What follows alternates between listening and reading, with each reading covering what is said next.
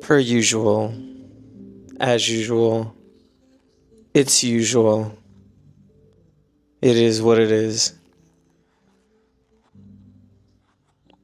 One take and one take only. I've been sitting here for the last couple of days thinking about a plethora of things. And truth to the matter of fact is I'm merely a steward to everything that's happening in my life. I've been sitting here as the days come to a close, and I think to myself,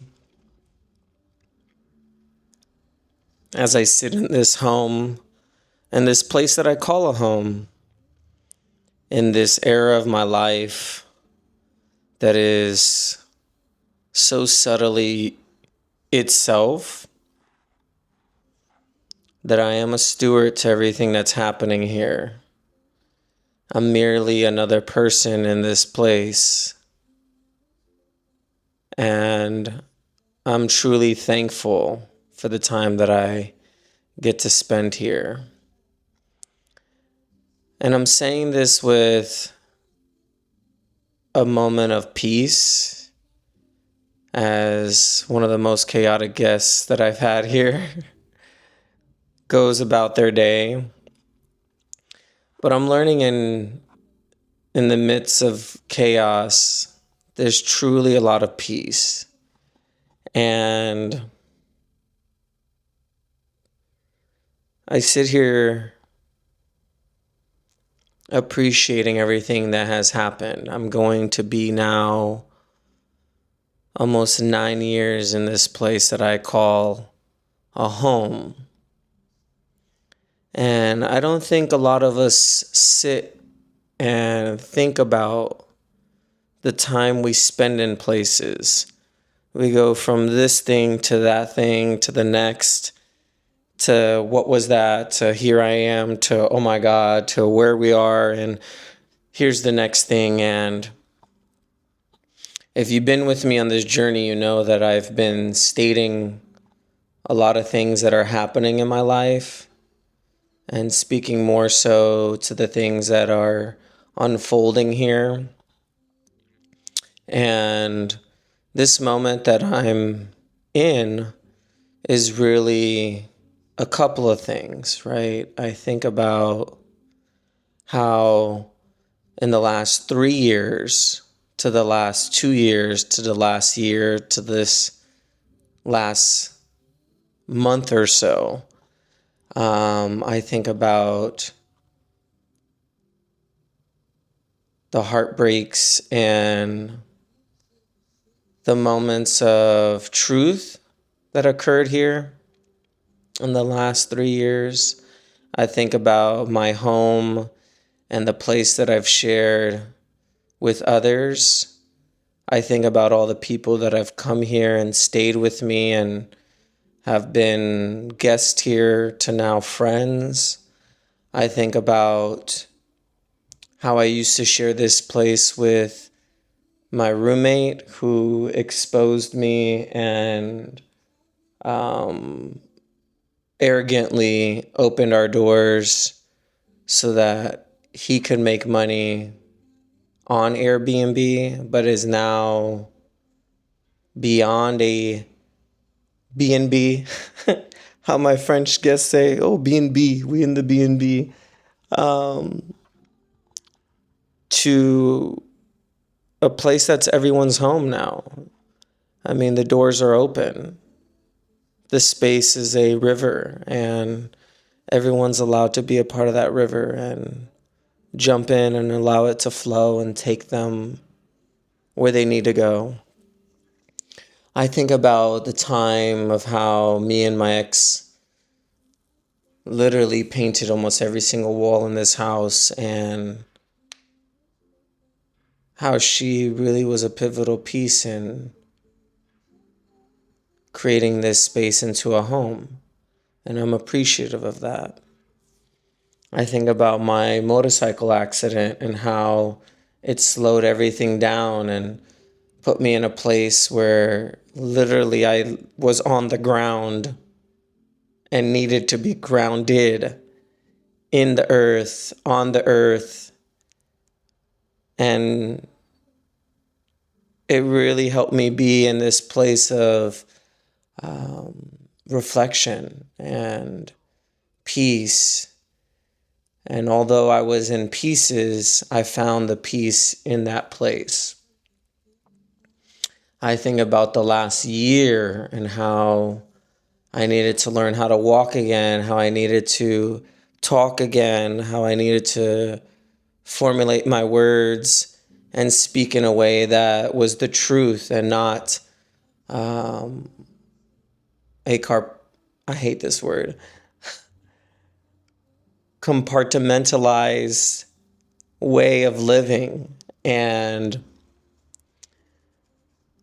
I think about the first videos that I put together that were outside of the algorithmic spell of storytelling that is my Instagram, that was romantically this dance between rhythm and rhyme and rhyme and rhythm and metering and space and distance and just a glossary of reflective words, where now I'm here and this is just raw and me and something that is of a different exposure. I think about the last less than 5 months to 3 months to last month, where I truly was creating this home for me and my dog, and dreamed of getting on the road and letting this be the end point, but is also the beginning point of our adventures. And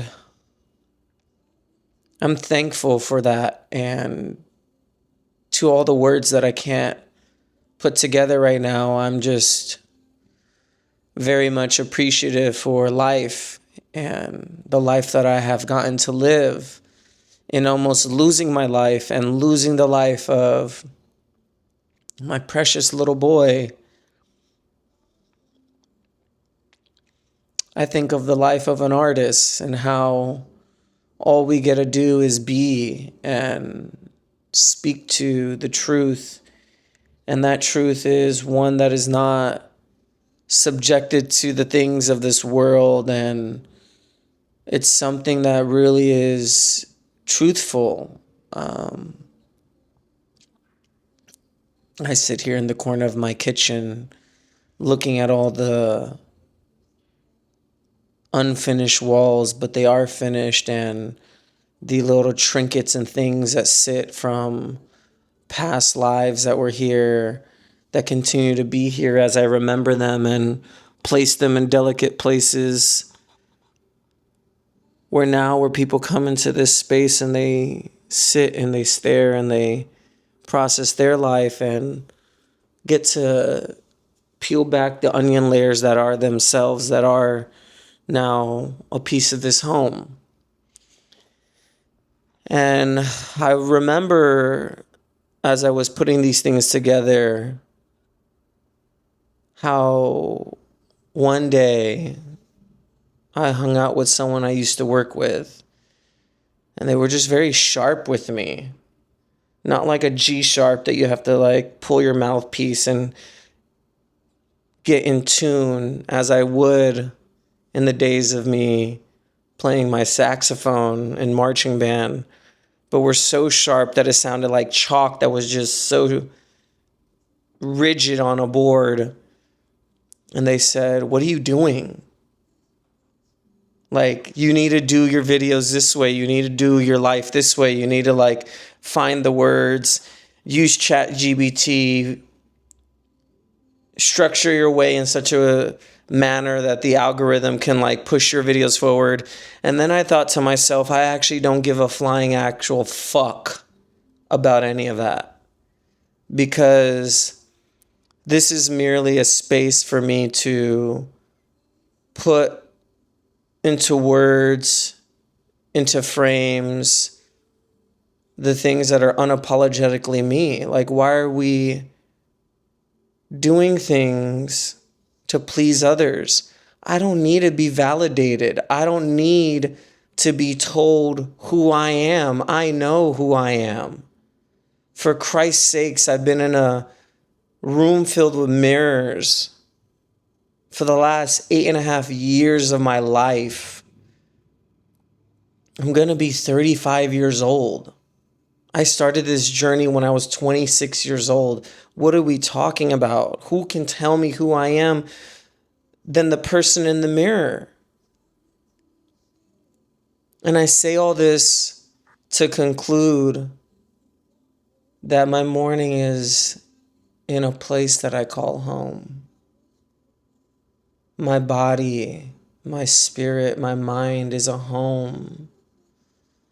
It is an ecosystem. It is a world of things that are to come. And I arrive at this conclusion that most of the things we do in this life are meaningless. But the meaning of all things, the fullness of all of it, is when you sit and you be still and you allow yourself to detox all the lies and the hells that are around you. I mean, I was leading people in an Apple store, for Christ's sake, surrounded by technology, surrounded by screens, surrounded by the overwhelming nature of man's desire to get their addiction fixed. And now I sit here fixed and truthfully myself, naturally myself, being nurtured by the presence and the goodness of the Word. You know, I think at the end of the day, as the day ends and the night begins, as the darkness fills and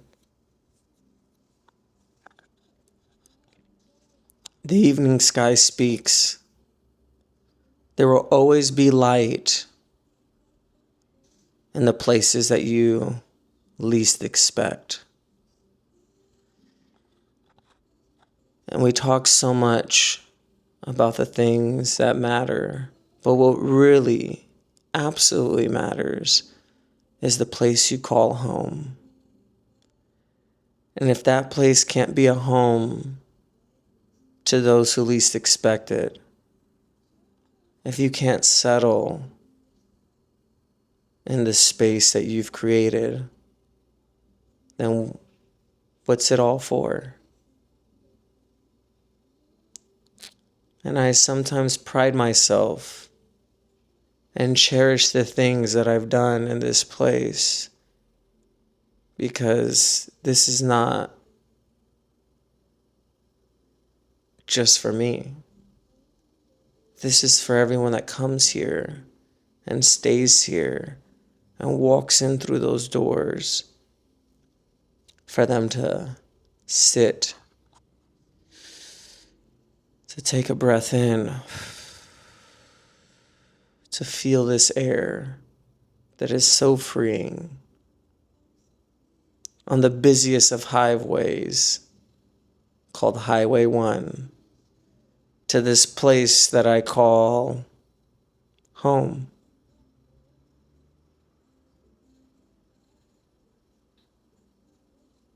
That's what this is. This is a home. I'll talk to you all next time.